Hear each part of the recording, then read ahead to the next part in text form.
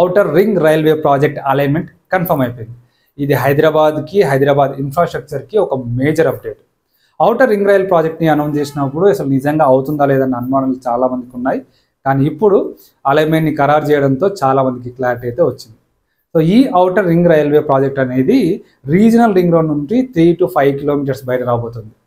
South central railway దీనికి సంబంధించి 3 అలైన్మెంట్లను పరిశీలించి ఒక అలైన్మెంట్ కన్ఫర్మ్ చేసింది.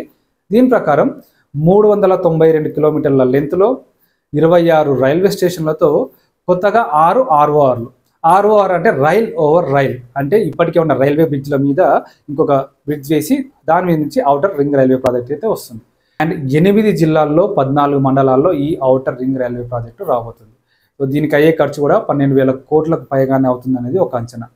సో అలైన్మెంట్ అయితే కన్ఫర్మ్ అయిపోయింది. అండ్ రీజనల్ రింగ్ రోడ్ నుండి కూడా 3 to 5 కిలోమీటర్స్ డిస్టెన్స్లోనే ఇది రాబోతుంది.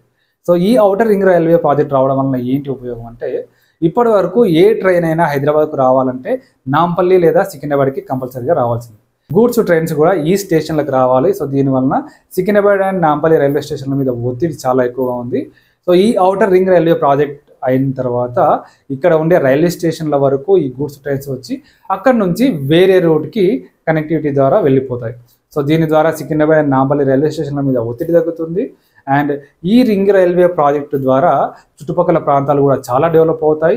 కొత్తగా ఇండస్ట్రియల్ ఏరియాస్ వస్తాయి, ఇండస్ట్రియల్ సెజ్లు వస్తాయి. ఇండస్ట్రియల్ ఏరియాస్ వచ్చాయంటే వాటిలో ఇండస్ట్రీస్ వస్తాయి, ఇండస్ట్రీస్ వచ్చాయంటే చాలా ఎంప్లాయ్మెంట్ వస్తుంది. సో ఎక్కడైతే ఎంప్లాయ్మెంట్ ఉంటుందో అక్కడ డెవలప్మెంట్ అనేది చాలా బాగుంటుంది.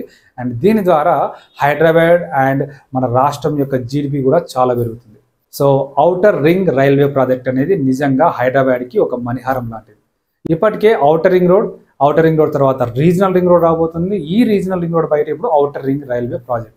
సో దీనితో హైదరాబాద్ అనేది రాబోయే రోజుల్లో మరింతగా ఫాస్ట్గా గ్రో అవబోతుంది. ఇప్పటికే మన దేశంలో one of the fastest growing సిటీగా హైదరాబాద్ ఉంది.